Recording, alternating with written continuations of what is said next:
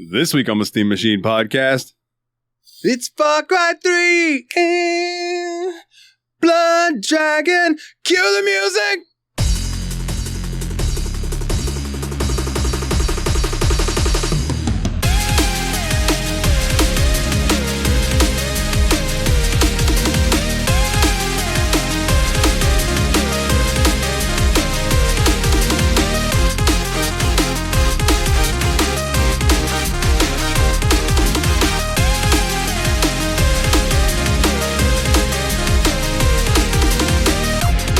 Hey everybody, and welcome back to this week's Steam Machine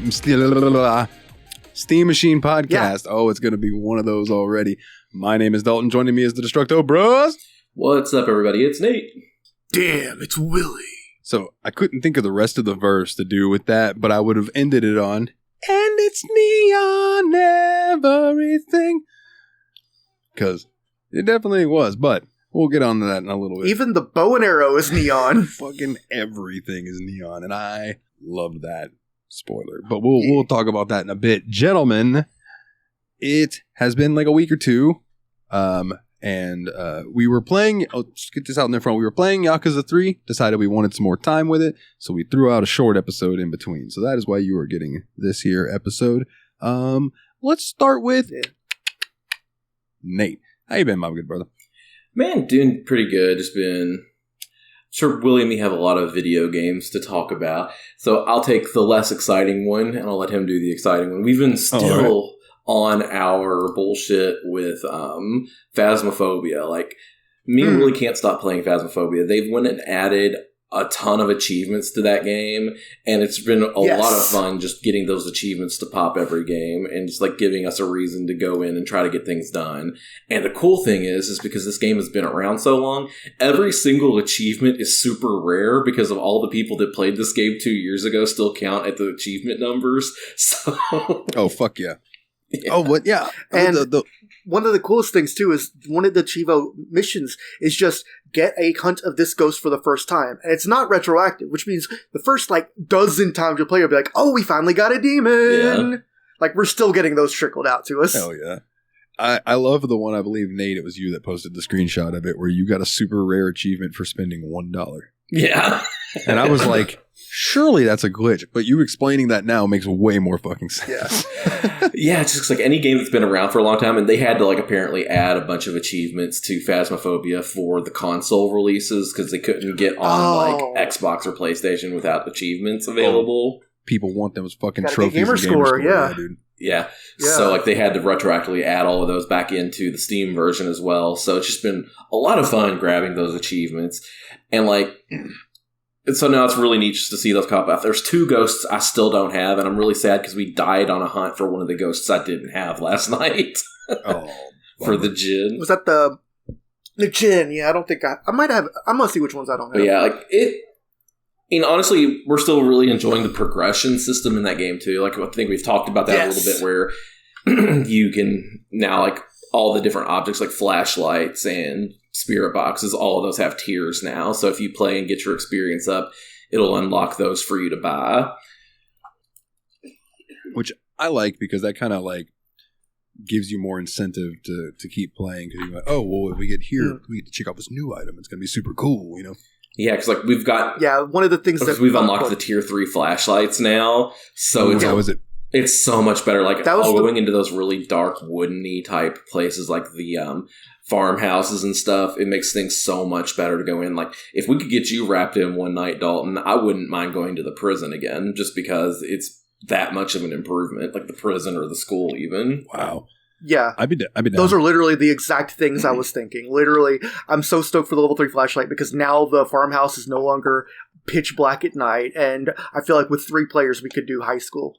Because even if the power turns off, you can actually find your way back to it now. As long as I can get in bed by 11 at the latest, so I can at least get a nap in before work, I'll be good. Okay, we'll do that soon. Yeah. So I don't have Myling, Taie, Jin, Raiju. I think that's it. Yeah. Yeah.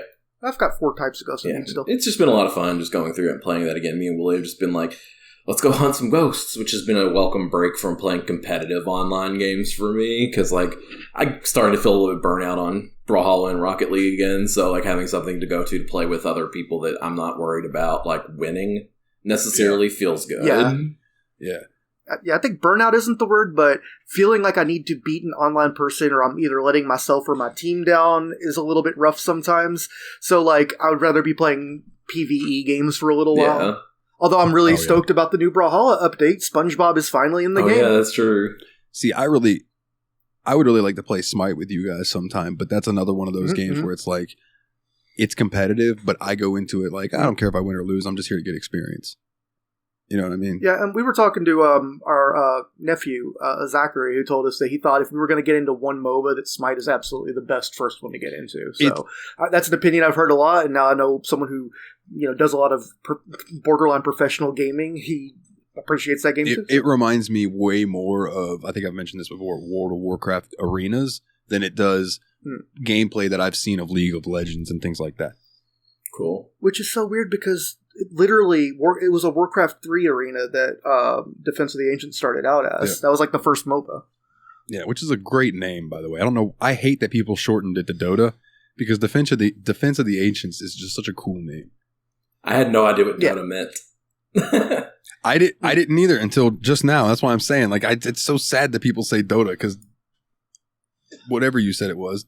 Thank you. Defense of the Ancients. My brain blanked. That's why they call it dope, kids. Yeah, that just sounds so much cooler. And I want to say this before I forget. The developers of Phasmophobia missed out on a hilariously awesome opportunity for at least 3 people, which would be us, for the platinum, once you get all the trophies, to be named, if you have ghosts, you have everything. Get every achievement. Like, is that, yes, that'd have been perfect. And if I pop the platinum one day and it's not, I say platinum like I'm still a PlayStation player. You know what I mean? Pop the platinum and get the credit for that.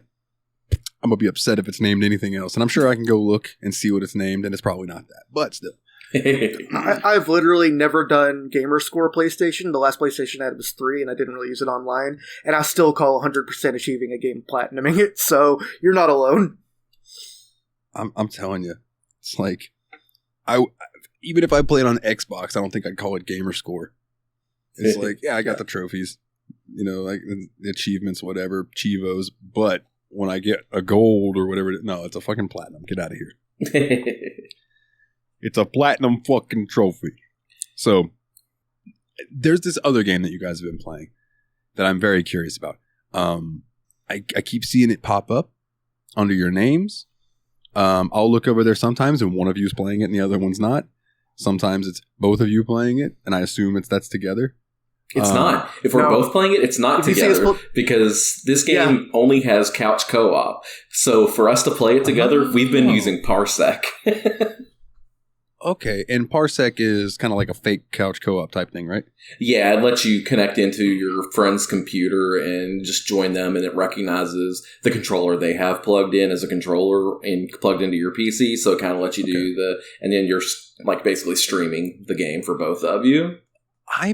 Yeah, it's kind of like those diagnostic screen share things, but very low latency and with a gaming focus. Okay, I believe that's kind of the same thing that RetroArch uses for multiplayer type stuff with games that would normally back then have been couch co-op. But that's super. So please tell everybody about this game. So Nathan found and bought me a game recently called Super Blood Hockey, and I'm like, I don't know what that is, but that name makes me want to play it pretty much immediately because it sounds A, low budget, 2, arcadey, and 3. Did I say A 2 3? Whatever. And 3, kind of awesome. So I was hoping it would be a fun-forward, sort of violent, NBA jammy type hockey game.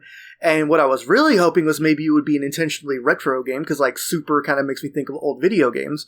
What I wasn't expecting was for it to literally be what if someone put the best parts of Blades of Steel and NES Ice Hockey into one package, and then added elements in from Mutant League Hockey and the Kunio-kun games. Because that is basically what this is. Okay. Kunio-kun. Why does that sound familiar to me? River City Ransom, like all those. Okay. Super Dodgeball. All right. I'm gonna look this up. So, yeah. So, like, the art style is kind of Kunio-kun influenced. Like, the characters kind of are very emotive, very big-headed and goofy. But, like, the gameplay, it's a 4-on-4 hockey where you can pick, small, medium, or large-sized guys for your team, like in ES Ice Hockey. And, like, the little guy has a little bit more skating speed and a little more accuracy, but is easier to knock over and has less power on his shots. And then the big guy is the opposite. He can knock people down real easy, but he shoots really hard, but really, out of control. And sometimes if you charge your passes, you'll knock down your own teammates by accident.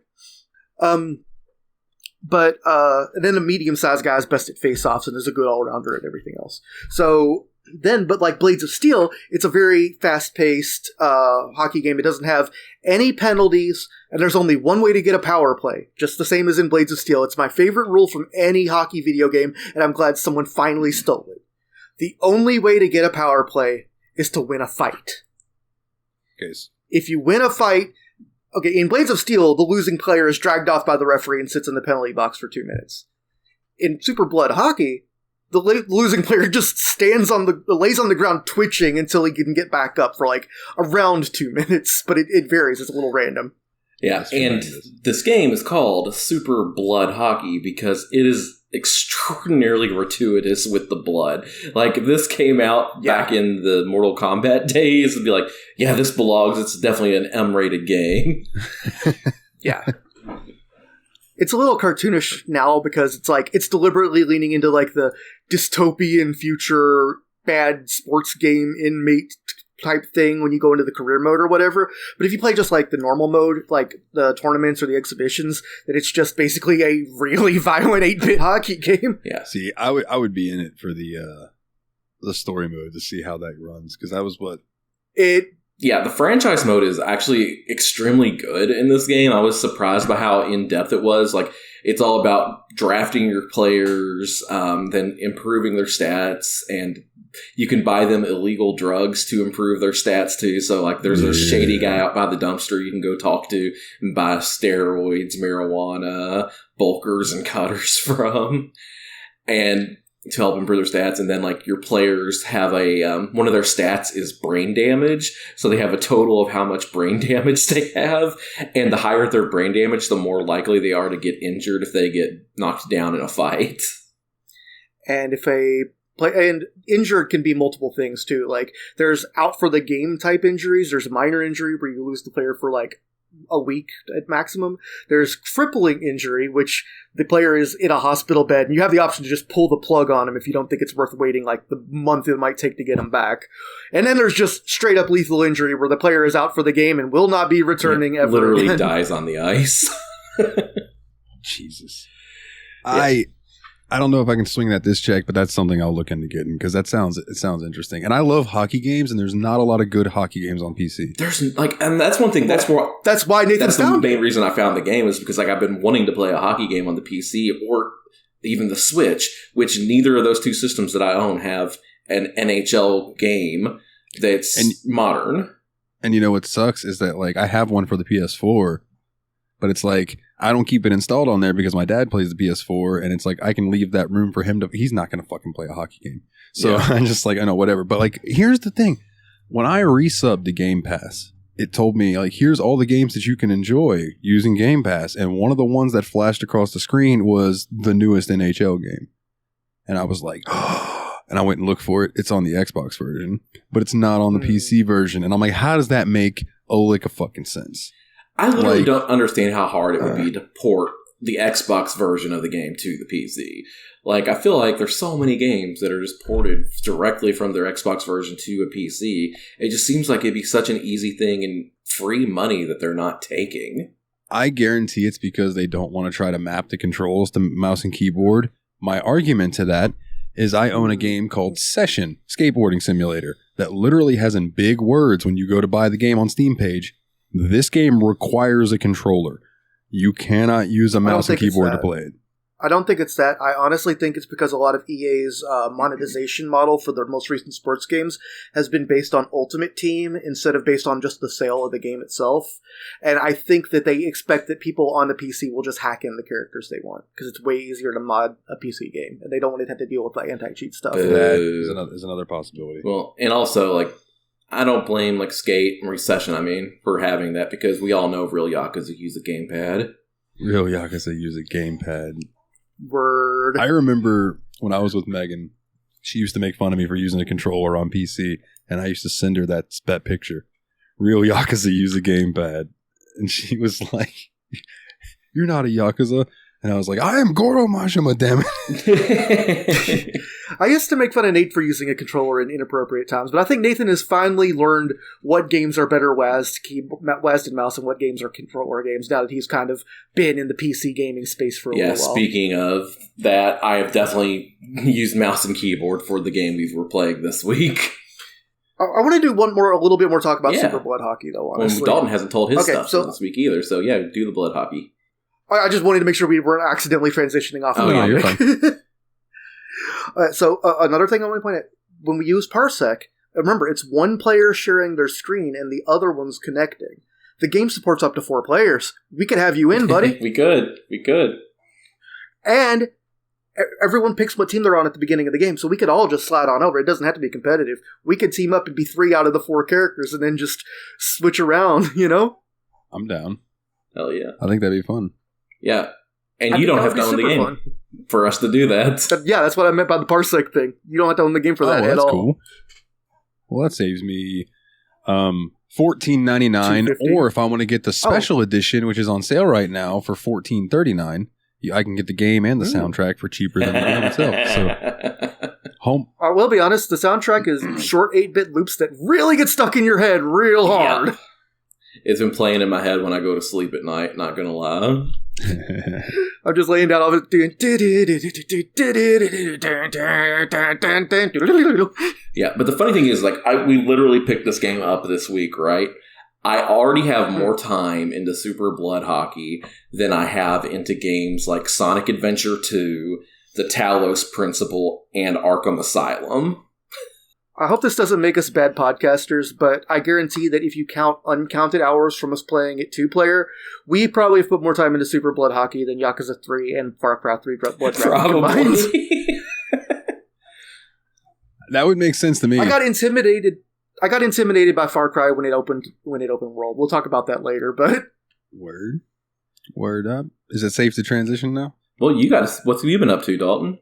I know, that's what I mean. Yeah, transition. Okay. Or not. I just also wanted to say that there are like eight teams and they're all different nationalities, and when you win the tournament mode, you get a funny little cutscene based on your country. And I was really, really, really hoping. I didn't say it out loud because I didn't want to jinx it, because I think it was the first ending I saw. But me and Nate was playing as Russia, and I was like, please God, just let the ending be Zangief's ending from Street Fighter 2, where Zangief is over there doing the Cossack dance next to Michael Gorbachev. And we got there, and there's just a whole bunch of hockey players doing a Cossack dance and a Vladimir Putin-looking guy in the middle. And I was like, thank you, Lord. My goodness. So yeah, but if you don't like the gratuitous violence, like the fatalities and on-ice injuries, that's only in the franchise mode. There's a slider so you can turn the blood completely off and just make it a very check-heavy hockey game with fighting. It's too bad that you can't make it like Sand from Mortal Kombat on the Super Nintendo.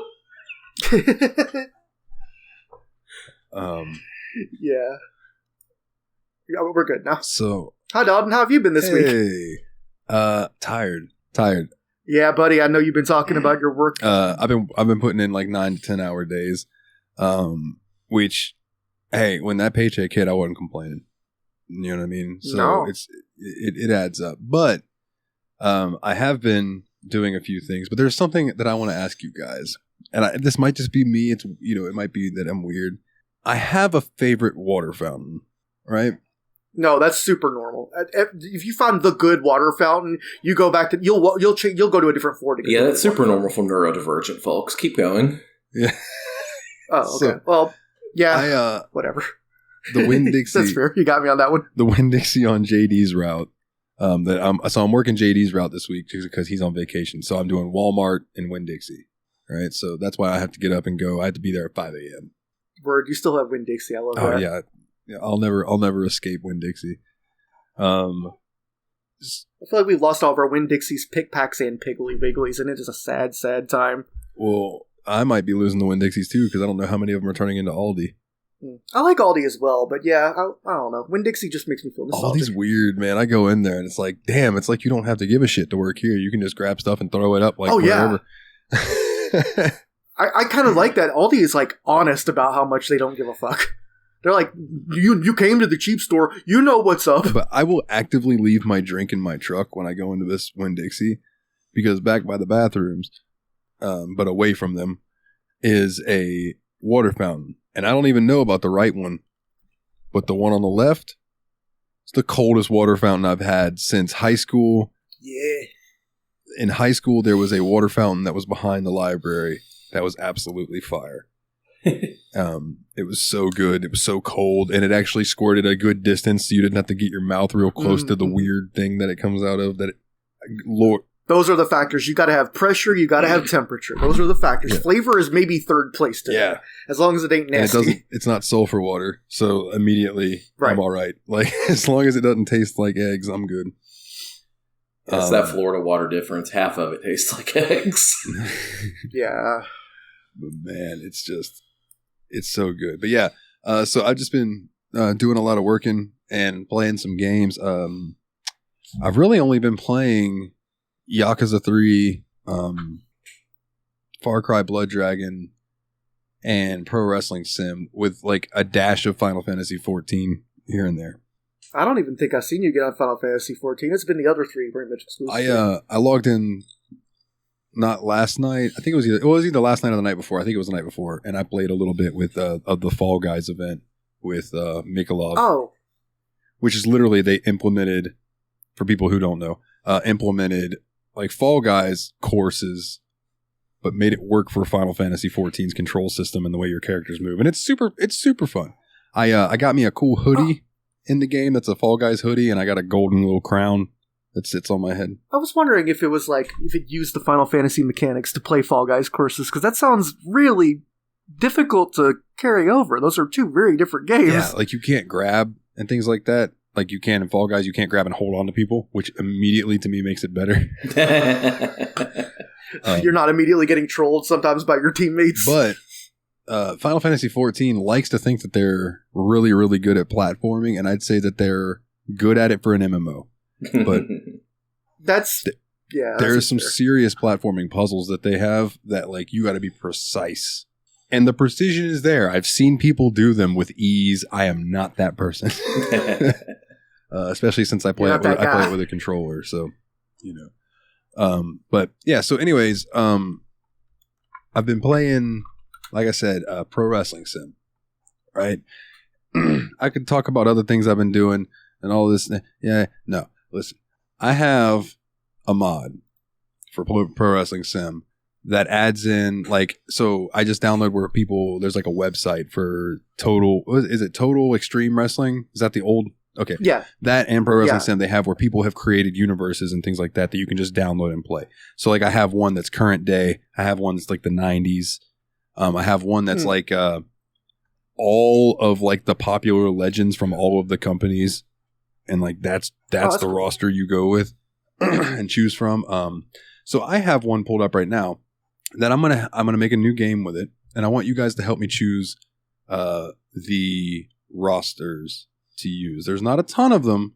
There's 1, 2, 3, 4, 5, 6, 7, 8, 9, 10, 11, 12. There's 12, and we'll run through some of the people in them quickly, just because. Okay. But they're not wrestlers. Oh, it's gimmick ones. So. The first roster is, or I'll call it promotion, combat game wrestling. Is that like characters from fighters? Your main event people are Liu Kang. That's what I was hoping to hear. Sub-Zero, Ryu, and M. Bison. Nice. Your upper mid card: Johnny Cage, Shang Tsung, Scorpion, Shao Kahn, Eddie Gordo, Vega, and Jin Kazama. Okay, I was going to get worried because until you said Eddie Gordo, I'm like, is it just Street Fighter and Mortal Kombat? No, there's still need my SNK representation, but I heard a Tekken name. There's a lot of Tekken guys in mid card. We'll run through mid card and then we'll stop there. Like we won't worry about all the rest of the people. But so you got Aaron Black, Kano, Jax Briggs, Kotal Khan, Kung Lao, Akuma, Raiden. Akuma mid card? I would argue with some. I would be rearranging these. Yes. Like when I got these guys, I'd be like, no, okay, Akuma main event, Raiden main event, E Honda upper mid card, Heihachi Mishima in mid card is Nice. Silly. dreadful. Fei Long, Guile's upper mid card at least. Guile and Fei Long cannot be the same tier. Guile is a top 5 main known character in that series. Fei Long is just Bruce Lee redrawn. right. And then the other 3 in there is Ken, Hwoarang, I think that's how you say his name, and Martial Law. Martial Law should not be mid card, and I will fight somebody over that. Martial Law is like, when I think of Tekken, I think of King and Law, and then Paul. Yeah, that's fair. Yeah. Yeah, Paul. And all the jacks too. yeah, and then I started thinking about Heihachi and that whole shtick. Gordo comes up to me a lot too, but that's just because Eddie Gordo in Tekken 3 was an absolute menace when you were playing random kids at Mr. Daddy's. So up next, this one's going to take less explanation. The DC Wrestling Universe. Okay. Your main event, Aquaman, Superman, Wonder Woman, Joker, and we'll just go upper mid card for this. Supergirl, Batman, Black Adam, Darkseid, Steppenwolf, Druzad, and Harley Quinn. Now, that's some strange tier. Yeah. I'm going to argue again. Batman and upper mid card. Are you kidding? He's main event. What the? I mean, without Batman, what's the draw of the Joker? And without Joker, what's the draw of the Batman? And the picture of the Joker that they used is what's his face. So, Damaged? Yeah. Jared Leto, fuck that. Dude. See, if it's that Joker, that goes down into like lower mid card. Yeah, mid card, lower mid card. Yeah. We're having that job. We'll have a job out the Blue Beetle. I'm not going to kill you. I just want to hurt you really, really badly. Yeah. Fucking come on, man. It is a fun Joker to impersonate, though, because it's just like you take the Heath Ledger impression to just take the brakes off entirely. Just make it insanity. You want to know how I got these scars?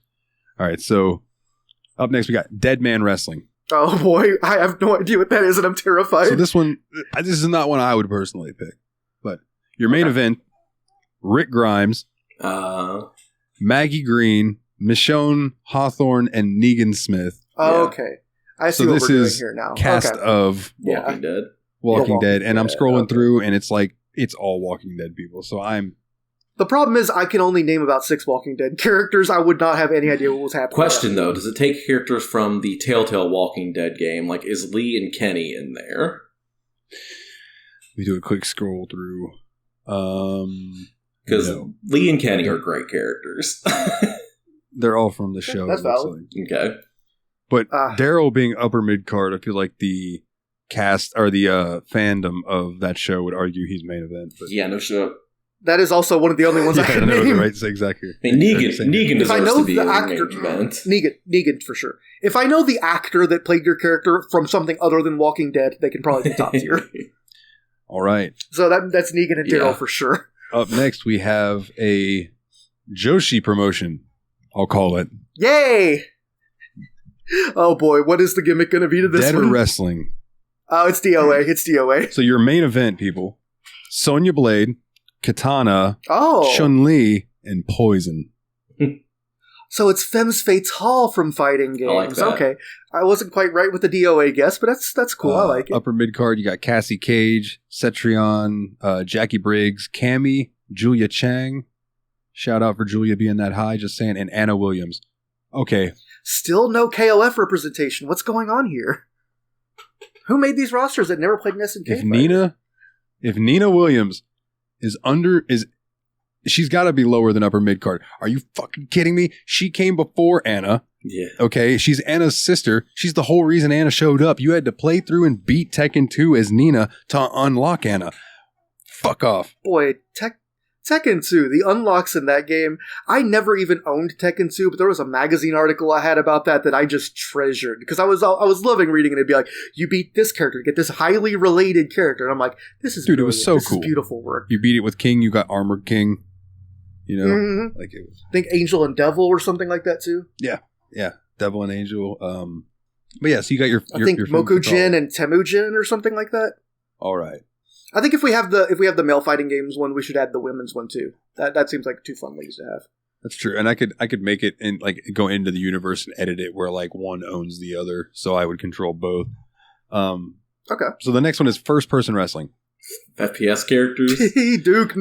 So Duke Nukem, Kako Demon, the Doom guy, and the what do we got? Master Chief. Well, yeah. Okay, so main event: Horizon, Loba, Wraith, and Master Chief. I think. What? I don't know who any of those 3 are. I think they have to be like Overwatch characters or something. They're not even the popular Overwatch characters. Upper mid card, you got Bangalore, Lifeline. Oh, you know what? I bet some of these are friggin' Paladins and what's that other one? Valorant. Oh wait, I think Wraith is a Call of Duty operative. Oh, that's possible. That might be what's happening. It might be Call of Duty operatives. Bangalore, Lifeline, Mad Maggie, Pathfinder, Mirage, and Rampart. A lot of those sound like Call of Duty code names now that I'm thinking about it. No Doom guy? No. All right, BJ Blazkowicz? Come on now. No Duke Nukem? Yeah. So the next one is, this is the one I don't understand. So this one doesn't count. This one's just called Hero Academy. And there is I think I know what this is going to be. one person. They're a backstage staff. And it's Masashi Kishimoto. Give me a moment. I think I might have the idea about this. I don't know what this is supposed to be. Maybe this is supposed to be like a territory. Yeah, I think I know what happened here. Masashi Kishimoto is the mangaka who drew Naruto. Oh. So I think they might have forgot to actually put the wrestlers on there. This should be anime characters. It should be a Naruto and Boruto thing, okay, I think. That makes then Hero Academy, Hero Academia. I got you. That's what I thought it was going to be a My Hero Academia thing, but he didn't do that, so I don't know. So then we'll move on from that. Marvel Cinematic Wrestling. We can still say wrestling. It's not entertainment. we got to get the wrestling out. In your main event, Captain Marvel, Iron Man, Thor, Thanos, and Loki. That is probably the best main event list we've had yet. I'm a little bit weirded that no Spider-Man, but I guess he's not technically an MCU character at all points in time, so I'm happy with that one. It's true, and I don't see Thor on this list either. I thought you just said Did Thor. I? Oh, man, I might have. I thought he was on the main event. Oh, I did. Okay, I just read right over that and didn't realize it. Then upper mid-card, we got Black Panther, Captain America, Hulk, Spider-Man, Vision, Star-Lord, Black Widow, Doctor Strange, Scarlet Witch, Gamora, and Hyla, however you want to say her name. I think that there are a couple you could argue one pass in either direction, but this is mostly a pretty good tier listing even. Yeah, I'm good. I'll be good with this one. All right. Neon Genesis Wrestling. Okay. So is it going to have names like Asuka and Shinji and all that? Hiroshi Shiba, Koji Kabuto, Tetsuya Tsurugi, and Duke Fleed. I don't know what's happening Duke here. Fleed. Like, I love all the Japanese names, and then just like, my name's Duke Fleed. Duke? I'm the American here. And then you got Rei Ayanami, Asuka Langley. Okay, that's the Neon Genesis. This is Mech pilots from Mecha shows. Oh, okay, that makes sense. Hurricane Polymer. That sounds like a Gundam character. I have to look that Asuka Langley, like I said, Ryoma Nagare, Banjo Haran, and Amuro Ray. Oh, Hurricane Polymer is from a show called Hurricane Polymer. Okay, so it's like mecha and like special suit type characters. All right, so just to quickly move through it. Next one is another Joshi one. Or maybe it's Tatsunoko Productions ones. That might also make sense. Shoujo Wrestling Federation. So okay, I have a feeling I know where this one's going to. Tatsumaki, Fubuki, Psychos, and Caulifla. Okay, Caulifla is a Saiyan from Dragon Ball Super. Okay, that so makes I think sense. that this is just female anime badasses. Because upper mid card is Android 18, Eagle Marin, Tawa, Common, Android 21, and Ophikus Shina. See, what's hurting this one for me is I think I only am going to know the Dragon Ball characters. I was really hoping you would say Sailor Moon, but then again, maybe you did and I don't know her Japanese name. What is Sailor Moon's Japanese Then we got up next Versus Wrestling. No, that's Tsukino Usagi. Is Tsukino Usagi listed in the top row of the last one? No. Okay, forget it then. There is someone named Mermaid, though, which is cool. Hooray. But okay, so there's only a couple left. So Versus Wrestling, which is Son Goku, Pegasus Saya, Vegeta, and Cell. Upper mid card, you got Trunks, Dragon Shiru, Phoenix Iki, Saitama, Frieza, Zamasu, This is Shonen Gemini Jump Saga protagonist. and Gaara. Got it. Yep. Well, not necessarily protagonist, but yeah, his character's from Shonen Jump. And I just want to... Because I definitely heard Dragon Ball, Bleach, or not Bleach, Naruto, and a few other things. And I just want to quickly argue for Piccolo. Can you give me that second row again? Second row, upper mid card, yeah. Trunks, Dragon Shiryu, Phoenix Ikki, Saitama, Frieza. Okay, how the hell is Saitama going to be in the second row of anything? Yeah. His superpower is literally he can beat anything by punching it one time. Well, I mean, they have Piccolo in the mid card, so it's arguable. Because Piccolo should be higher than mid card, in my opinion, too. I agree. Piccolo's beloved. I love Piccolo. All right. Gohan's dad. Wrestling Diaries. There's no one in the main event. Upper mid card is Celine. I'm going to guess from the picture it's the chick from Underworld, but I could be wrong. Mid card is Dean Winchester, Lucifer, Castiel, Clary Frey, Sam Winchester, Jace Herondale, Steven Salvatore, Nick Klaus. So it's basically Supernatural and the Vampire Diaries. The casts from those. Yeah. Keep it easy. Okay. And Lucifer. Okay. So basically supernatural mystery type shows. And the one that everyone's been waiting for, maybe. X-Wrestling Mutant. So okay, yeah, gotta have your that. main event is Deadpool, Wolverine, Magneto, and Apocalypse. Upper mid card is Cable, Mystique, Cyclops, Venom, Jean Grey, and Storm. So out of those, I'm curious which ones would jump out to you the most. I have my guess as to what y'all are gonna go for. I'm a little bit surprised that Venom was listed in the mutant thing because I thought he's an alien symbiote, not a mutant. This is all kinds of fucked up, so I don't know. We can't get into the weeds. We can't get into the weeds with this. Yeah, because they didn't include Duke. They didn't include Doom Guy. There's so much lacking here, but yeah, some of these rosters are just too disappointing to leave in. I don't think we can put the FPS one in because it's just Call of Duty for the most part. So if one jumped out of you to be like, all right, that would be the one I'd go with, what one it would be? Honestly, probably just the X-Men one. The X-Men? I like the fighting games one the best. So that was the one with Mortal Kombat and all those guys? Yeah. Okay. So if I had a deciding factor with that, let's flip a dip can. Heads, Mortal Kombat, Tails, X-Men, heads. All right. So there we go. So combat gang wrestling. All right, I'll do that later. Thank you, gentlemen, because I could not choose between those. And it was driving me up a wall. So I was like, I might ask the boys on the next episode and just make a thing out of it. So, other than that, that's what I've been up to, is playing that game. And it's been super fun. There's not much to it, but yet there's a lot to it. And I really enjoy the, what's the word I'm looking for? Strategy to it, I suppose. I'll just use that word.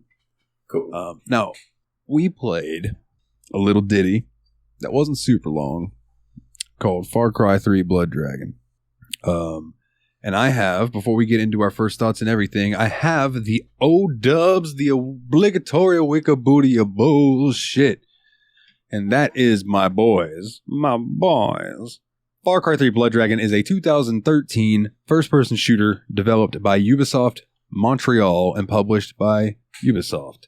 It is a standalone expansion to Far Cry 3 and the 8th overall installment in the Far Cry franchise. I'm sorry, what? Yeah. 8? Far Cry 3's expansion is 8? Yeah, so if you're going, there was Far Cry 1, there was Far Cry 2, and then there were like the Far Cry Instincts that released on the Xbox. Because that was a little different. They couldn't fit the original Far Cry on there, so there have been things like that have happened throughout the series. Blood Dragon is a retro-futuristic parody of 1980s action films, cartoons, and video games, and takes place in an open-world island. Players assume the role of a military cyborg, Sergeant Rex Power Colt. And gameplay is largely similar to that of Far Cry 3, though several systems from the base game were simplified or removed. It introduces the titular Blood Dragon, a massive dinosaur that fires lasers from its eyes and can be lured to attack enemy garrisons. And let me just say, I thought the title Blood Dragon was them just putting two cool words together. But no, that's a thing in the game, and I actually kind of think they're pretty awesome. Yeah, they are pretty cool. There's only one more paragraph I want to read, and then we can get to our thoughts. The game's development was completed in about 6 months. It was part of Ubisoft's initiative to release downloadable content that would appeal to newcomers to the series. And the team was tasked to create something unexpected as Far Cry 3 downloadable content. The game was inspired from movies from the 80s, such as The Wraith and Terminator. And and recent movies like Manborg and Hobo with a Shotgun.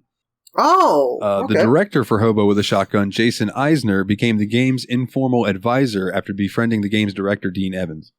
I always love that when they want to make a Hollywood-inspired movie and they make friends with a Hollywood guy.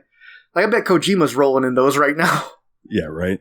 Michael Bean, I butchered that last name, apologies, was invited to provide his voice for the game's protagonist, while Australian synthwave duo Power Glove composed the game's soundtrack.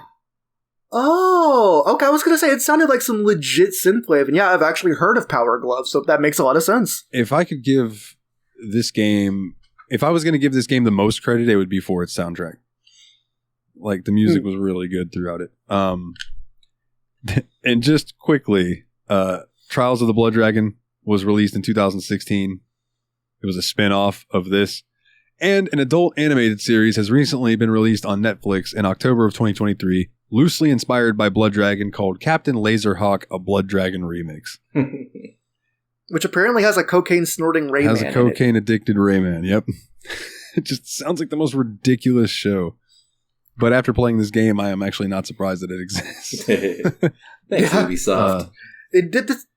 This game definitely feels like if it didn't get made as a video game, it still had a chance to be an Adult Swim cartoon. Yeah, 100%. And the whole thing would have been like the cutscenes in this game. Just 15 minutes of that. So, first impressions, boys. When you jumped in, what was your first thoughts? Can I actually back up to firster impressions? Yeah, sure. Because I want to say that I had, before I'd played this game, just vibes and things I knew about it. And I thought I knew a lot about it. And then Nate watched the trailer and he just started reporting all these things about the trailer to us. And I'm like, wait, is it even more of that than I thought? So Nate, do you want to talk about the trailer any? I mean, the trailer just basically the beginning of the game, honestly. So I don't feel like I have a lot to say about the trailer. Fair enough. It's just, there were a lot of really funny quotes in it, and it made it even more clear that it was just going to be super awesome. What was the, I'm not a hero, policemen, firefighters, janitors, they're the real hero. Yeah. Oh, man. But yes, I guess like first impressions, just jumping into the games, like the opening scene, you're basically in a helicopter with this music that just completely vibes with the movie Predator starts playing, and you're just in this helicopter with this Gatling gun shooting off like enemy soldiers off the top of the building. We're like, oh man, this is going to be a badass, awesome game. And then you get on the ground and start going through the tutorial phase of this game. And the tutorial is really freaking funny because like the entire time you're going through the tutorial, your character, Rex Powers, is completely bitching about having to be in a tutorial. It makes you feel like the character understands what you're going through every time you have to play a stupid tutorial that teaches you how to jump, walk, move. That was almost my my intro for this episode was, can I just kill people already? Tutorials suck, and this one is real bad. Yeah, because it will not let you do anything starting off. Like, you have to learn to jump, learn to look around, learn to walk, and the whole time your character is just complaining because, like, I think that's a really good, funny dig at video game tutorials. Yeah. You literally can't walk forward until you are told how to. And then it's on the screen like, press WASD. And then like the voiceover is like, utilize your gluteus maximus, quadriceps, hamstrings, and calf muscles in order to propel yourself forward short distances. I know how to jump. Come on, just let me go already. Yeah, so like, I loved it. Yeah, the first impression like of this game, 10 out of 10, perfect, wonderful, beautiful. The humor is really good from the jump. The game cracked me up several times. And like Nathan said, like Long Tall Sally playing as you just chain gun down a helicopter ambush it's very, very old school action movie. For sure. And it's kind of like a weird future. Like, I'm going to be completely honest with you, listeners. I can't tell you what the fuck was going on in this game. That's not the point. There's a ridiculous plot going on. And there's a part of it that I absolutely have to talk about because I think I'm the only one that actually got far enough to see it. It's kind of like when Nate watched a baby get birthed and he was just like, well, wasn't expecting that. I just was not expecting what I saw. But we'll get there. I'll be honest, I haven't finished this game yet. I am going to finish this game, and I cannot imagine giving a third of a shit about spoilers for this game. Because all I know is when I see it, it's still going to make me go, what? Yeah, 100%, dude. So, immediately, this was, correct me if I'm wrong, this was both of y'all's first Far Cry game, correct? Yes.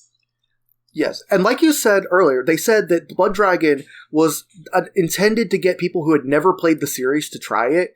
And all the time I've heard about Far Cry games, I'm like, I don't understand how Blood Dragon fits into all this, because it seems like a hilarious game that knows it's hilarious. And all the other Far Cry games are like games with really famous, great acting performances from the villains and stuff. So I'm like wondering, like, would this be a fun one to jump in on just because I don't have to take it seriously? So I was really looking forward to it that Yeah, and like same way for me too, because like I've always considered Far Cry to be a very serious type game too. Like, for God's sake, in Far Cry 6, they hired the guy that played Gustavo Fring from Breaking Bad to play the main villain, who is an amazing actor. It's just like, how is this thing going to work out with this 80s inspired action movie thing? So yeah, it was pretty good draw. And I say, when we watched that Ubisoft Forward or whatever it's called, we saw him in that trailer. He was fucking chilling, just as a CG man with the guy's face. An amazing actor. And his voice. Oh yeah, with that grenade scene where he's making his son hold the grenade, and he's like, sometimes you have to drop it, blow your people up for the better. They're wild. So good. Oh no, I was talking about the trailer on the boat with the immigrants. Oh, yeah, that one too. Where they catch him high. Yeah. Okay. Yeah, no, the one that I'm talking about, his son's like looking down at these people rioting. Yeah, that one's insane too. Yeah.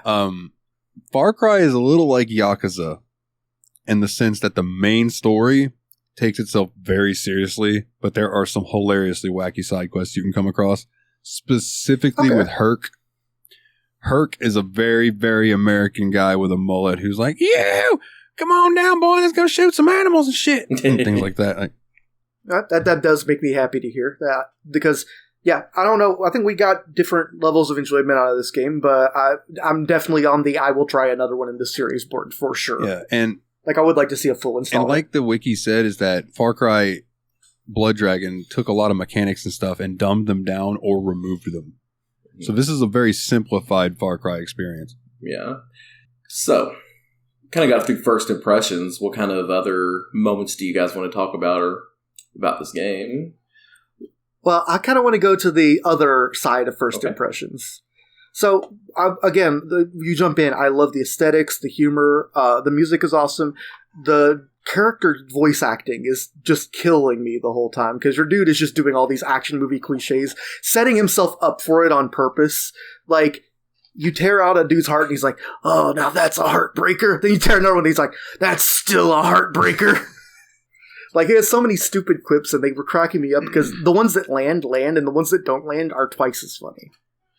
But then, on the other hand, we get to the first actual mission you have to play, and I think maybe this one will work better for people who had played the Far Cry games before, because it's not obvious immediately whether this game wants you to be a guns-blazing action shooter or a stealth mission, and it feels like if you try to do either, the game kind of hates you for it. Yeah. That's fair. Yeah, so I guess getting into gameplay a little bit, that's, I really actually did enjoy the first few missions. I started at the game playing on normal difficulty, and it was challenging, but, it felt okay to get through. Obviously the character's still making all of his quips at every possible moment, and, like you said, the story just immediately starts making no sense from the jump of the game, but that's fine. Who really cares about that in this game? But it is where I started to feel some issues that I had with the game, because it felt like unless you were doing sneak attacks and stuff like that, which in some situations I don't know how you would have, every enemy in this game feels like such a fucking damage sponge. They are bullet sponges for sure. You got to go for headshots if you're going to be fighting, and then you're going to be missing and getting owned because you start off with very low and health. Just I do like that the healing mechanic in the game, you don't have to have healing items. You can always kind of heal yourself no matter what. But at the same time, you're taking so much damage that it's just God. You're supposed to be this big badass action hero, but every little thing is kicking your ass, from the soldiers to a random cassowary. Yes, that's, you heard me right, Adam. A cassowary that attacks you later on. With glowing eyes. It's not a random cassowary, it's a mutant cassowary. Give him some respect. Speaking of, I found 11 out of 12 animals, and I was pissed that I couldn't find that last one. I'm only up to 5 so far. Yeah. I know I got a tiger, cassowary, some kind of deer-looking thing, some kind of pig-looking thing, and I think the mutant dogs might have counted too. There's also a lot of different collectibles in this game. You can go after, like, killing all the animals, finding these TV sets, which I will say I was disappointed by when I do find the collectibles. Like, you find the TV set and nothing really happens when you find the TV sets. Mm. And then there's, like, these file folders that you can find that have, like, some notes in them or whatever. Oh, can I drop another big problem with the current state of the game, though, because of that? Yeah, I think Nate knows exactly what I'm going to bring up. This game's online servers have been shut down, and every time you go to the main menu, it tries to phone home. Completely locks you out of the game for about 15 seconds before it figures out the servers are gone. And that's pretty much every time you go. Like, if you go off the menu for like 15 minutes and come back to the main menu, like, not the main menu, like the new game continue screen. I'm talking about the press the escape key button menu, which sometimes you do. Yeah, as a gamer reflex, you sometimes do that when you just need to pause for a second, and then you're just staring at the connecting to Blood Dragon server screen for like a really long time. And you'll need to go through that screen, because some of them, like the map, you can get to elsewhere, but you need to go through that screen if you want to see like the collectible files, for instance. Yeah. And like, this is the first instance of me playing a game by Ubisoft where I see why people complain about Ubisoft. It's not as bad as the Bethesda bullshit yet, but what Ubisoft bullshit have you started to notice that you're getting a little tired of? No, it's just that. Like, just the way that you have to be integrated into, like, all of Ubisoft Connect to play any Ubisoft game. Like, it didn't really bother me so much when I had to do it when I was playing a little bit of, what's that game called? Phoenix. Yeah, Immortals. Phoenix Rising. Immortals Phoenix Rising, that's the name of it. I remember that game. Yeah, like, it didn't bother me too much when I had to do that because the servers worked fine and everything loaded fast. But the game like this, where it just needs you to wants to connect to the server every time and it can't, is really annoying. And I can imagine if you have a shitty internet connection and you're wanting just to play this single-player game, but it wants you to connect to the server every time you want to pause or do anything, I can see how that'd be really irritating. But as far as just, like, Ubisoft gameplay-wise, I haven't really ran into anything where I have with Bethesda gameplay. So this is just technical issues, and because I did find the Ubisoft Connect thing to be a little bit of a pain because you do still have to connect to that to get your game running, even in a single-player game. But it was just the server being down that really irritated me because that just meant the pause menu was super useless for me. But as far as the game goes, like, it had me pretty hooked in until I got to where it really became open world. So, like, I liked the, like, the linear progression at the very beginning of the game to get you set up to go into the open world. But then once I was in the open world, like, traversing the open world absolutely sucks because you'll just come into random encounters with the enemy at random points. And like I said earlier, they're huge bullet damage sponges. So you're spending this time where you're just trying to get to the objective, fighting these things in the open world that are just amounted to really irritating and grindy gameplay to me. Now, I didn't feel like the enemies were all very bullet spongy, but I want to see the really heavy ones, and sometimes the grenade guys were. And also, if you're using the pistol or the assault rifle at close range, they are very bullet spongy as well. So it's like, if you're not getting headshots, you kind of have to switch to the shotgun or do something, because once they get up close enough to fire at you, it becomes a real pain in the ass. So I guess the idea is don't fight from medium range. You either want to be dropping down and stabbing them or else sniping them from a distance. But I don't know. I felt like combat at medium range was very unsatisfying. And it's been a while since I've gone back to the older Far Cry's. But at least from 4 onwards, so like 4 and 5 and 6 that I've played, most enemies go down relatively easily. You do have your heavies that are armored up and everything, but you have a bit wider array of ways to go about killing them. You know what I mean? Like, you have different guns.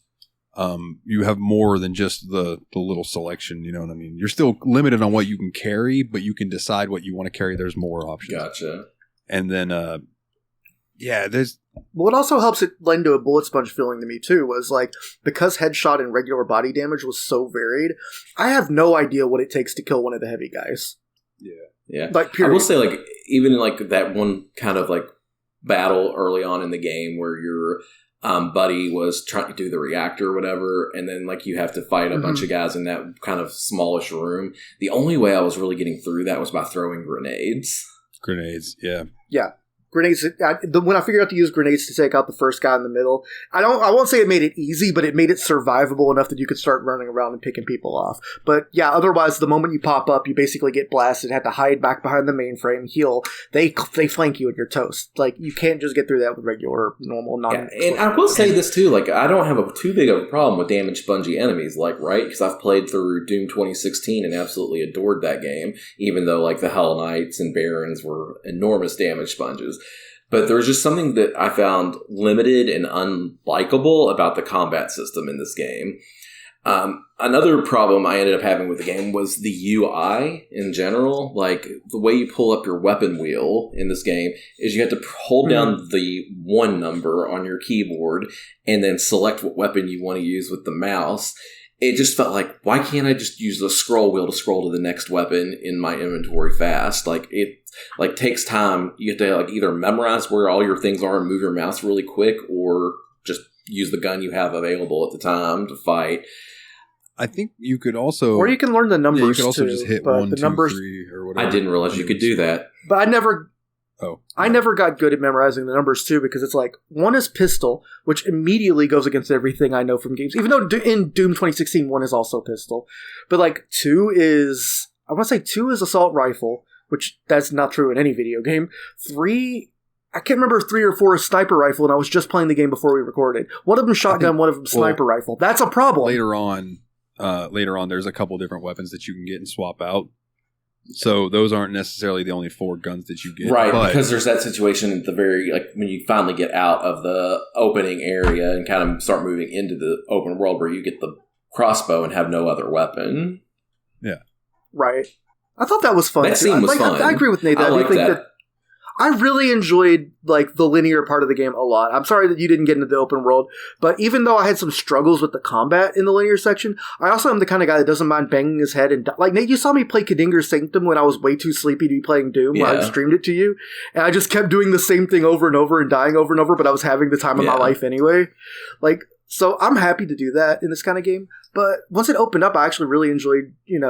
I'm like, oh, okay, I could do a side mission. I could liberate a garrison. I could go towards the main objective. And the main objective had side missions along the way. So I thought it was a pretty intelligently designed open world. So, I don't know. I didn't mind that as much as I think you did. I don't mind the open worldness either, because you guys know me. Like, I'd Fallout, all of those. That's my jam. But I will say, other Far Cry games typically give you more vehicles than this one. A lot of freedom too. Yeah.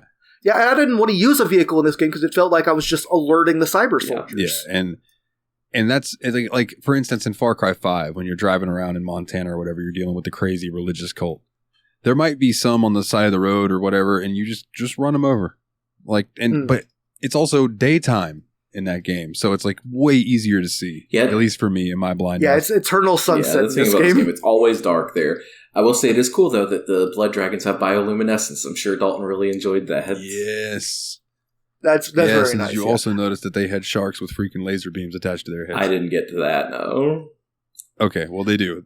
Oh, wait, the fifth thing I killed was a mutant alligator. That's right. Oh, Jesus. I walked up to an alligator thinking that I was a safe distance away to take a screenshot of it, and that motherfucker snapped at me. You live in Florida. You should know better than that. So what difficulty did you guys end up picking? Because I started on normal, and then when I started getting really irritated at the game, I took it down to easy and stayed irritated. So,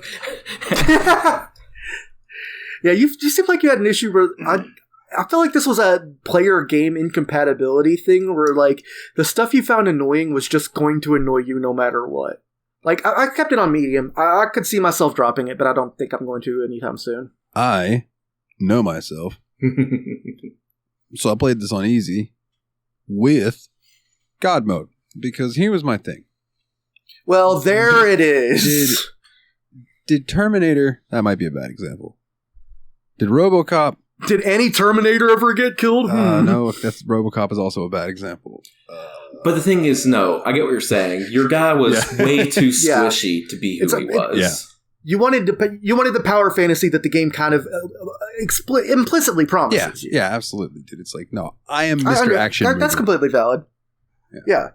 That being said, you don't want to be expendable. You want to be untouchable. That being said, though, I'm still not gonna argue with the enemies are bullet sponges. Because let me tell you, it's equally annoying when you can't die and you're like, holy shit, how many bullets are you going to eat, motherfucker? I'm ready to move on. But it's so much worse when you have 5 health bars and it feels like your opponent has the equivalent of 14, you know? Well, that's frustrating. My health went up as the game went on because the more I leveled up, I would get it does. And things like that. But you do, and I feel like eventually I'm going to be much more happy with standing toe-to-toe. But early game is when the game gets a chance to make its impressions, and if you find combat annoying, then you're not going to stick it out until you're really good. That's what happened to Jedi Outcast for us, too. I think the point of the early game was for you to try to be stealthy and get up some experience and stuff. And they don't explicitly tell you that, though.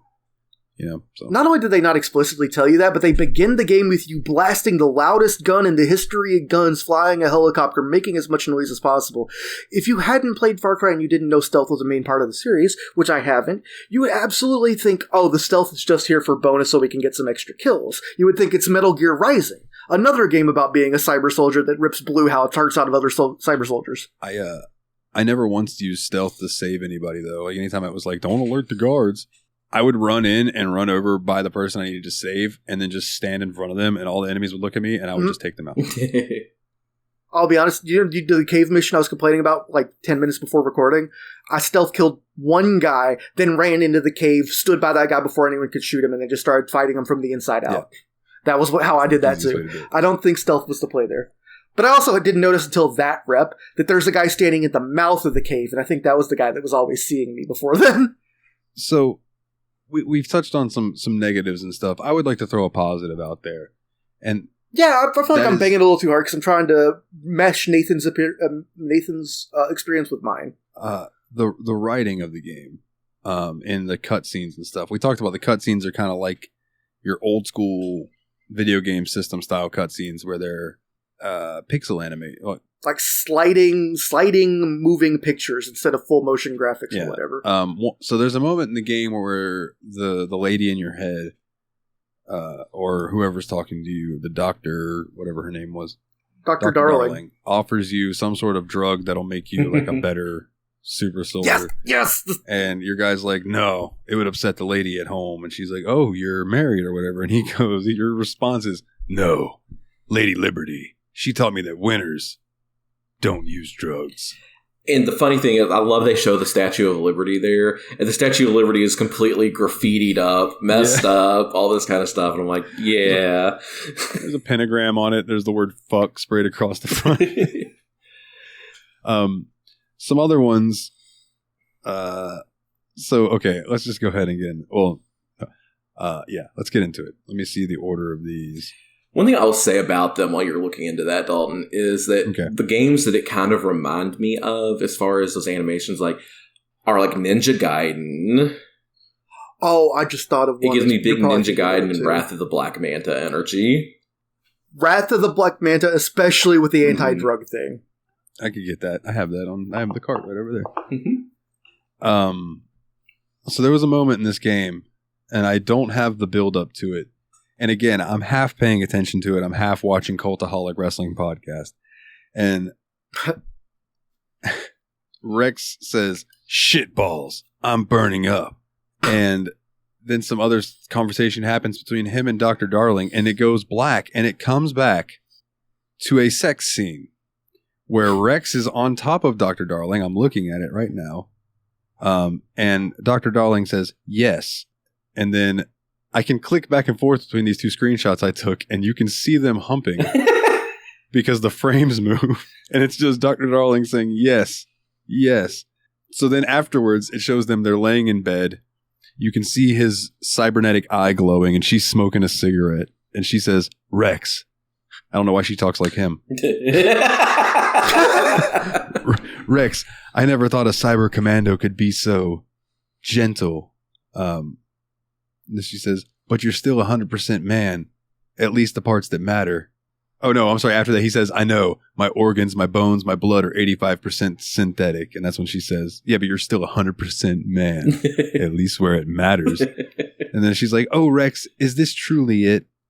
And he says, no, not until Sloane's dead, Elizabeth. He's going to fire those rockets on every continent in the world.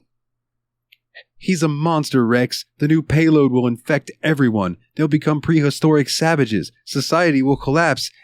It'll be a new Stone Age. What emerges will no longer be human. He thinks he's doing everyone a favor, but so am I, by killing him first. She says, you saved me before, Rex. Now it's time to save the world. Cut to, like, I look away for fucking 10 seconds to look at the podcast, and I look back at the fucking screen, and it's Dr. Darling saying this. Rex is either hearing this in his head or whatever. It says, they just had sex. If you're hearing this, it means something's happened to me. Rex, before I met you, I thought I'd never love a man again. I know you think of yourself as less than human, but you carry something more precious than your $1 billion worth of military spec hardware. And then she said something else. She's like, more powerful than hydrogen energy cell in your chest, you carry a human soul with you everywhere you go. And you carry my heart. Your arm now opens the high security bunker inside the compound. Go get him. And Rex, don't do it for me. Do it for world peace. And I am like, did he fuck her to death? What happened? Did she die? What happened? And then so I took a screenshot of the shark with lasers attached to its head because I was like, hell yeah, it's a good Austin Powers reference. But the ending of this game, before you get in to fight Sloane, this is so fucking... You go walking into this room and this voice starts talking to you like, hello, I am here for you to use as a vehicular, whatever the fuck. And these lights come on. I'm going to open this so I can send this to the stream chat because you guys need to see this. You come walking into this room and this is the first thing you see. Okay, so nice. You got like disco laser lights and a blood dragon with something on its back. This is a bit from a bit of a distance away. So you're like, what in the fuck? So this thing is sentient and talks to you. You hop on its back. It's got a giant laser Gatling gun thing on it. And this thing carries you to where Sloane's at. So you just ride on its back like the beginning scene in the game, but you're on the back of a blood dragon, just mowing people down.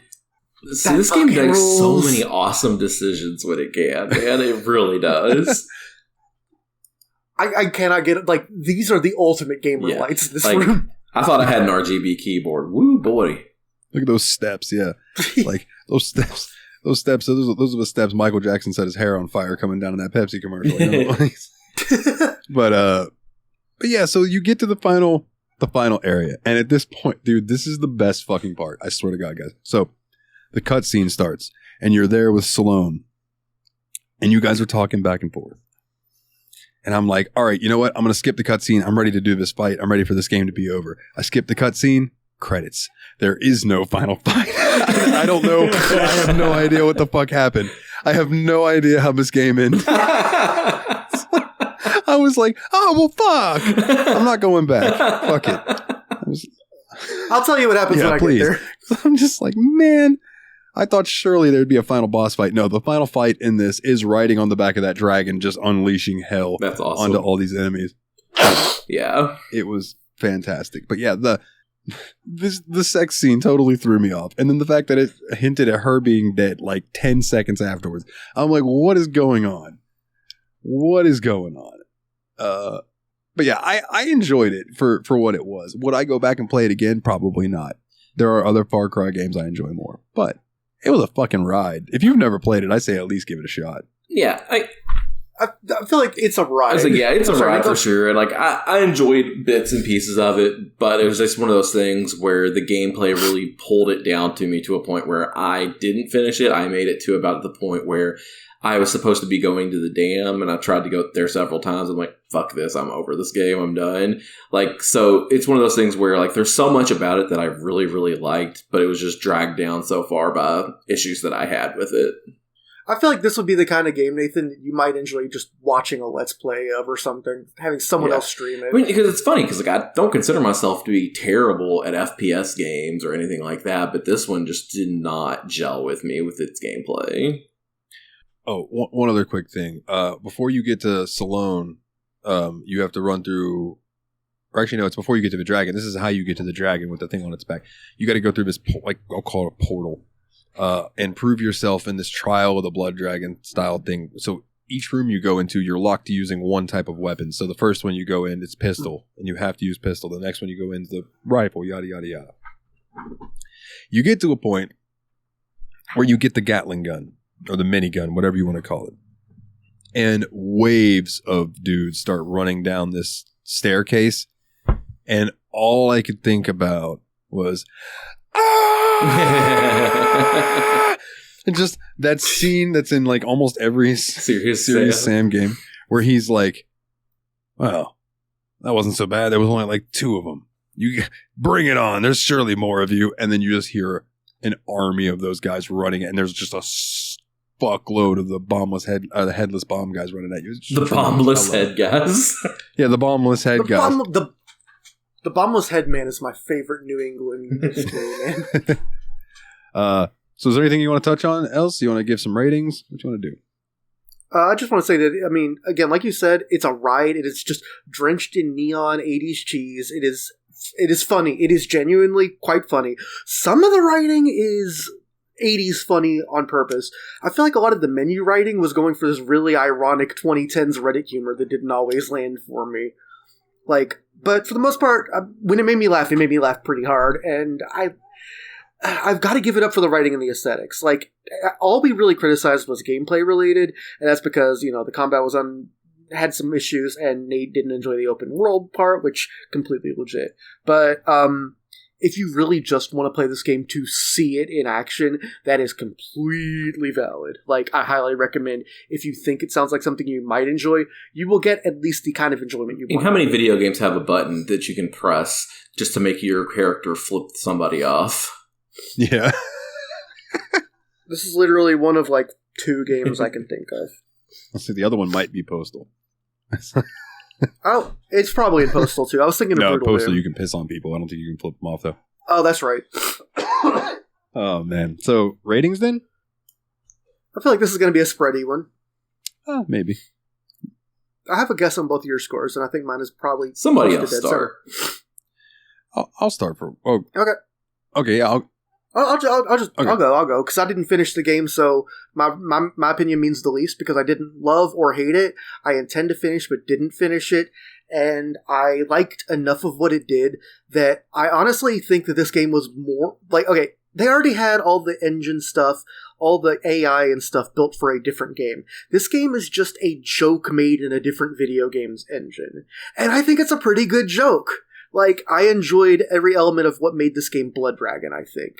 I still can't give it, an 8 out of 10 based on the fact that I still struggled that much with enjoying all the FPS combat and stealth stuff. I thought the stealth was especially lacking because the enemies just turn a switch so fast on when they see you in stealth. And that just really killed it for me. If it wants to be a stealth game, it needs to let you stealth better. If it wants to be an FPS game, it needs to have better gunplay. So I'm going to give it 7.25. All right. I'm the only one that rolled the credits on it. Okay. That being said, kind of like I've already mentioned, would I go back to it? Probably not. Did I enjoy my time with it? Mostly. It was a little tedious at times, but overall, like Willie just said, this is technically a DLC that's supposed to be like a joke, but the amount of love that they put into it shows. And the love for the reference and the time and all of the stuff that they were looking to spoof yet show, thank you, that was the word I was looking for, homage to. It's wonderful. But Far Cry's come a long way since Far Cry 3. People look back on Far Cry 3 fondly, and Far Cry 3 is a good game. They play a lot better now. Kind of hard to go back.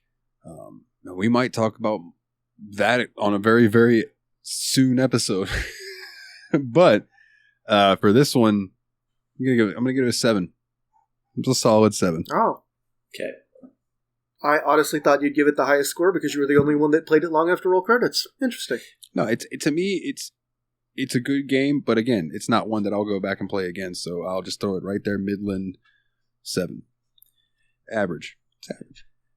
For me, if I had played this when it was new and had played Far Cry 3 as well, I might have enjoyed it a little bit more, but like, age is a factor here, I do think, and I don't think a lot of it aged super, super well. I think what it did well, it did extremely well, which was being funny and full of references, but that does not drive a game to be a good game in my eyes. I felt like the problems I had with it are very real. And I think they're not going to go away for me. Yeah. I'm not going to go back to this game. I chose to stop playing it and not go back to it instead of powering through to finish it. I think I'm going to give this one 6 blood dragons out of 10 cyber soldiers. That is exactly the number I thought you were going to give it. It's hard not to appreciate everything it gets right aesthetically, everything it gets right with the humor and the writing, and it is kind of hard to appreciate wanting to shoot the same exact cyber soldier over and over again, even after only 2 hours of playing. I get that. So, and I suppose, questions, my good sir? Yeah, let's jump into questions. I took out all the ones that were related to Yakuza 3 for this week, since we'll save those for the actual Yakuza episode on our next one. So we have 2 questions this week. All right. So our first one comes in from our good buddy Adam. What is the best way to play games? And I'm assuming he means by that series of games. Order of release or order of story? Nathan, I think that is a Yakuza question. Yeah, I do think that's probably better answered on Yakuza as well, now that I think about it. I'm pretty sure that he's asking about should we play Zero first or should we play him in the order they came out. I think you're right. Okay, well, we'll save that one for next week. So, we have one question. And this one's from the grumpy man himself, Jeff. So, it's a red pill versus blue pill. If you take the red pill, and this is for video games, you'll get great performance, gameplay, and world design. But if you take the blue pill, you'll get great story, graphics, and characters. I love that this is just a simplified version of having to make this decision in Game Dev Tycoon. It's like, what do you want to allot your developers' time towards? This is easy as fuck for me. Let's go ahead and throw that out there. It's blue pill. Like, give me a really good story, really good characters, and everything else I can deal with to a certain extent. But you give me a game with good performance, good gameplay, and good world design, but there's no story, the graphics suck, and the characters are bad, why would I want to play it? I think this is a very easy question as well, and I take the red pill because no matter how good your story, your characters, or graphics are, you cannot make up for that with shitty gameplay. If your game sucks to play, I do not care about the story. I am not going to get through it. Like, I'm making this decision just based on gameplay alone, because this game we played this week had all the makings to be a wonderful game that I was going to cherish and love, and it drug it all the way down to where it was with middling gameplay. Not even bad gameplay, middling gameplay. So, like, I would rather have a game that is fun to play rather than... If I want a good story and good characters, I can read a book or watch a TV show. I can't get the gameplay from a TV show. And if your game has shit world design in that too, like, here's a good example of a game that has decent performance, great gameplay, and great world design, okay graphics, okay characters, and okay story, but it's really pulled together by the gameplay and world design. That is Legend of Zelda Breath of the Wild or Legend of Zelda Tears of the Kingdom, which are both fucking fantastic games, but I don't think anybody's writing home about the story or the characters of those. I don't know, though. The characters are beloved in that series. They're beloved, but why? They don't have personalities. They have the thin skeleton of personality. Unfortunately, what I was about to say was very, very similar to Nate with a completely different example. I was going to say, if you have great gameplay and great world design and don't even have good performance, you end up with Shadow of the Colossus Is someone going to argue against that? And here's the other thing. You can have great stories. If your performance is shit, I would never have put performance as one of my most important things until I played Starfield. That's fair. That's fair. But I mean, Shadow of the Colossus, the original PlayStation 2 game, runs at 30 frames per second with really heavy fogging. It's basically the PS2 version of an N64 game. Yeah, but... And yet it really runs on gameplay and world design. Yeah, but at the time, that game was fucking beautiful. Okay, I will say it did have graphics going for it as well, but like, there are two named characters, there are three named characters, one of which speaks. So you can't even give it a character thing. The story is, I mean, you could say it's told through environmental storytelling and one plot twist or whatever, but it's not that, it's pretty thin, you know? But graphically, yeah, I would agree that it is a screenshot beautiful video game, if not one that always blows your mind in motion. Yes. And to the developers of Shadow of the Colossus, please remake that motherfucker and release it on PC. Thank you in advance. Yeah. I think there was like a PS3 remake that like runs at 60 frames without. Yeah, and there's one on PS4 as well. But like, I want PS4, it on PC. Yeah. And you know what? Here's a game that had good graphics, a good story, and good characters. That the performance also made it so I never finished it back on the PlayStation 1. That's Legend of Dragoon. That game took 30 minutes to load. Yeah, I've always heard the load times were rough in that. Yeah, so it's like, I never finished it because of the performance, honestly. But I really genuinely think gameplay and world design are my two most important factors. Like, you can put graphics wherever you want. I've never been a graphics whore at all. Like, I have problems with games that are old, not because of the graphics, but because of the gameplay. Like, there's games with terrible graphics that I will still go back to and play. Like... I do appreciate... I think this also jumps into me and Nathan being big fans of Metroidvania games, because those are games that live and die by gameplay, especially platforming feel and combat feel and world design. Like, that's it. That's all you need to make a great Metroidvania. And maybe that's why you don't like the genre as much, because they're typically quiet, lonesome games without a lot of character development. That could be, because I'm like Mr. RPG. You know, I really love RPG games. But on the... Also, I can't believe music didn't make the goddamn pills. That would have made things a lot harder. On the other fiddle... or on the same fiddle, excuse me, like on the blue side, visual novels and stuff are going to fall into that one. And I personally really enjoy visual novels, but I also like reading books and stuff like that. So it's kind of like, I don't play visual novels often, but when I do, it's because I'm in the mood to read, not play a game, if that makes sense. So I'm there for the story. That's a whole different situation though, really, but it does fall under the blue pill. Yeah, I think visual novels are a valid genre form, but I don't think it's very likely that a visual novel will ever make, like, my top 10 games of all time, either.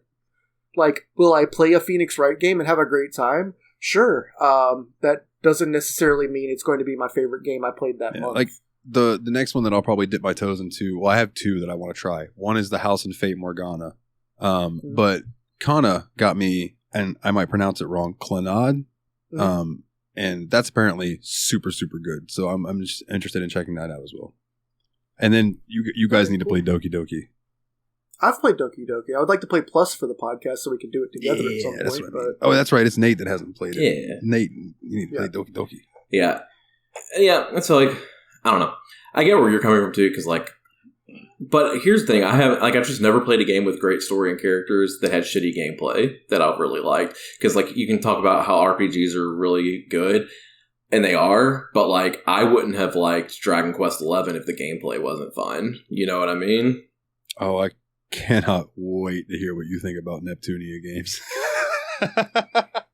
It's gonna be fantastic and possibly a train wreck. And I can't wait. That is definitely one of those series that I think there's the most potential for us having the biggest clash on ever. Because, like, I can see us really not getting it at all. Yeah. But I can also see us getting really into it. And I feel like on that episode, if that is the case, I need to have somebody like Adam on here to be, at least there's one other person who feels the way I do about Neptunia games. We can make it a tag team tables match. Yeah. Brother. So yeah, that was our only question for this one, I suppose. So then, at least we got a good discussion out of it, at least. Oh yeah, totally. And it just means we have a bunch of questions for Yakuza. So yes, it does. Yep. And feel free to continue submitting those questions. If you'd like to stop by the Discord, the URL is something someone else knows, not me. I will bust that out here in just a second. But before I do that, I do want to say that there is some polls going right now over in the Discord as well. Yes. bit.ly/TSMP Discord. This is a really good poll. I've sticky to note about what I think. You're talking about the short game poll, especially because this came from a short game poll. We finally had to dip into that well. And the new short game poll, your choices are... I need to interrupt before we get into that. Oh, okay. Sorry. Yes, of course. There's 2 new additions to the show questions that were posted while we were recording. The first comes from Team Retrogue. I see you recording in there. No question. Just want to see if this message makes the show. Carry on, good folks. There you go, Mikolov. And the second one comes in from Jeff. Hey, you bitches. Love you. We love you too, you grumpy fuck. Those were technically not questions. You're both banned from the Discord. 3 Raise Hell Praise Dales each. Each. Okay. So... the short game poll in the Discord.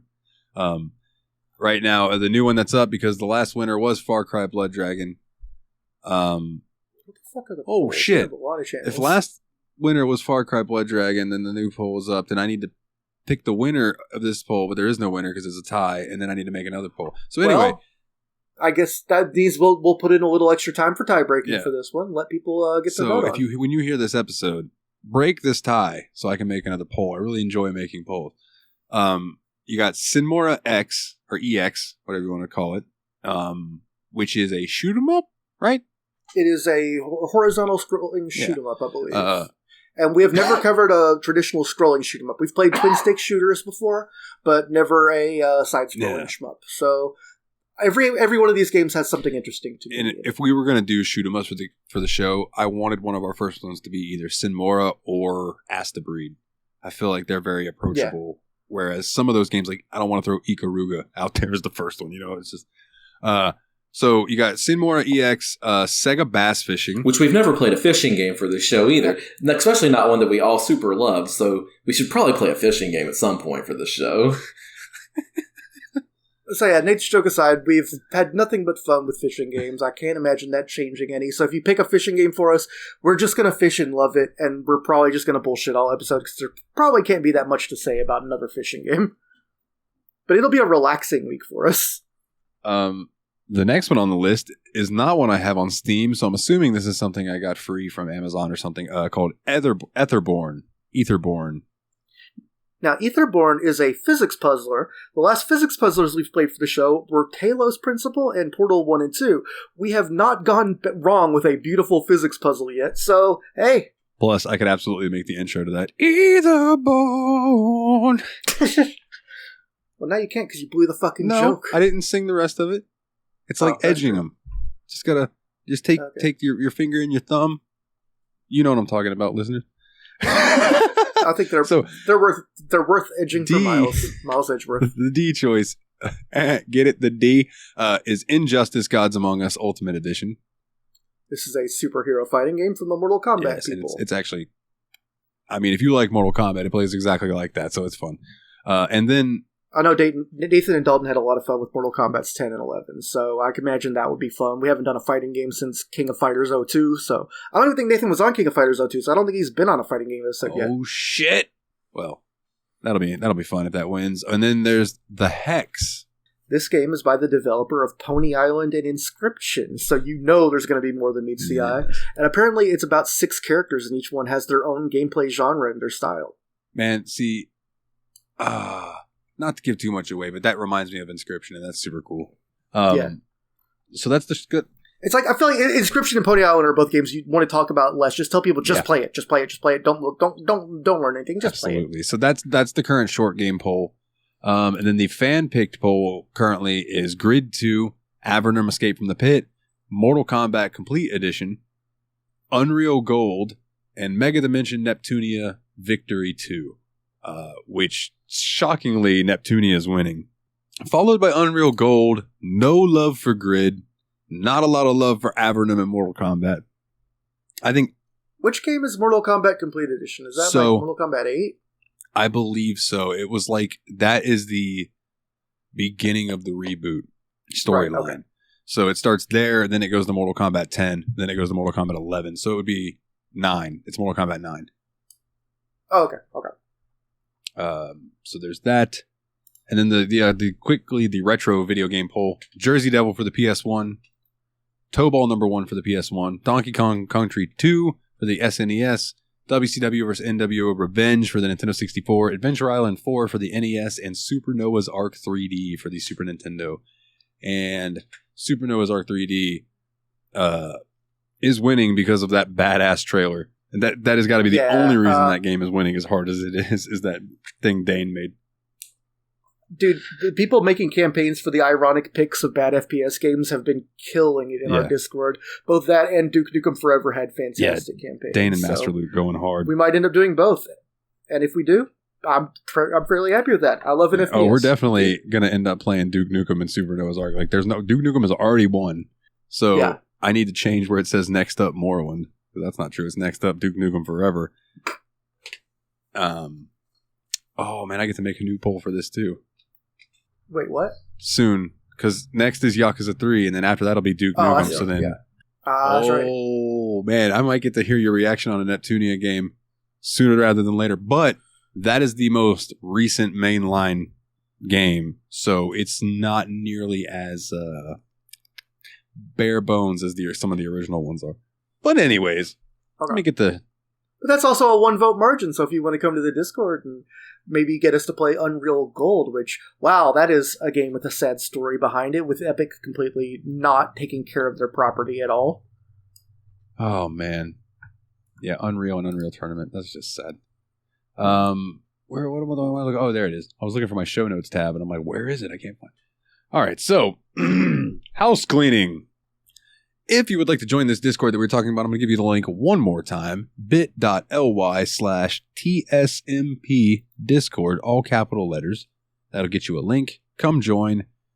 Vote on the games. Check out the other sections for the Discord that's like Yabs Pod. You got the section for Revival and Extinction. You got the section for Team Retrogue. Come check us out. It's a fun community. And even if you just want to be a lurker, hey, we appreciate all the lurkers. We have a bunch of them. And kudos to you guys. Link to the website, bit.ly/The Steam Machine Podcast, capitalized phonetically. Most important, because it helps me pay the light bill, patreon.com/The Steam Machine Podcast. And if you donate $10 or more a month, $1 a month, gets you the episodes early and ad-free, which I say ad-free, but they're all ad-free nowadays. So if you just want to support the show, you can give it for $1 a month. You get the episodes early. Also, if you donate $10 or more, you get that, plus all the extra episodes that we release that you also get for the $1. But you also get your name read out on each and every episode like these wonderful people. Nate Sir Cogsworth, the 7th of June-iper. Jeff, the original Expendable, Mr. Syllables, old Jeffy Lube. Ariesoradam, shout out to his podcast, Revival and Extinction. And his blog in the Discord. Again, come join. James the Steam Machine, Hall, on the Hall. Team Retrogue, go check him out on YouTube. Mr. Puzzles, Dane himself, and Chad the Mad Lad, no C in his goddamn name, Shaffer. Yo, he made his neck veins bulge out when he said that, too. That was pretty cool. I just want to point out that if you donate even $1 to get the Patreon version of the episode, or to donate to get it early, it means a lot to us that you want to hear us so badly that you either want to throw us $1 just to support us and say, hey, keep doing what you're doing, or that you want to hear us early. That really means the world to me and makes it so much easier to keep making the show, to know that people are enthusiastically listening to us. That's so cool. And you'll hear us reference the Patreon section, and that's because each episode... we do a little section that's for Patreon only, and we talk about whatever. Either it pertains to the episode that we're going to go to, or it's just, let's talk about food because one of us is hungry. Or if one of us is not feeling good, talk about anything but food. It used to be that we would just record our chatter for a little bit, but then we realized, hey, you know what? We could come up with a topic and just have some bonus content. And it's been fun. Focus it a little. This time we talked about 80s movies and stuff, obviously. Yeah, so definitely worth it. I think it's worth your $1. I appreciate your $1. And if my appreciation is worth $1 to you, then yeah, patreon.com/The Steam Machine Podcast. Shout out to Yabs Pod. We are currently on a hiatus, but the show is not dead. It's not see you later, it's see you down the road. Or no, it's not goodbye, it's see you down the road, as the wrestlers would say. And then the JRPG Report. Shout out to the JRPG Report. Come check me out there. You want to get a shirt for the Steam Machine Podcast, Yabs Pod, or any of those, you want to get a shirt for Nile the Nightmare. tsmpproductions.threadless.com. And if you want to check out my music, nilethenightmare.bandcamp.com. Please leave a 5-star review on iTunes. That would be very nice. And on Spotify, just give us a good review, however that shit works. Much appreciated. Helps us out in the algorithm. Yada, yada, yada. Boys, is there anything that you want to plug before we get out of here? No, Bruce. If you can find Super Blood Hockey on sale, it's pretty good. Maybe I'll go check a key site or something. Well, Link. Or we'll play it on Parsec. Then you can try before you buy. Yeah, fair enough. Yeah. I want to plug, when we're done editing this episode, we should probably play some Phasmophobia or Blood Hockey, because I would enjoy that. Word. Well, I don't even know if I'm going to edit this tonight, because I have to work tomorrow. So, but we'll figure it out. For the Destructo Bros, my name is Dalton, and as always, guys,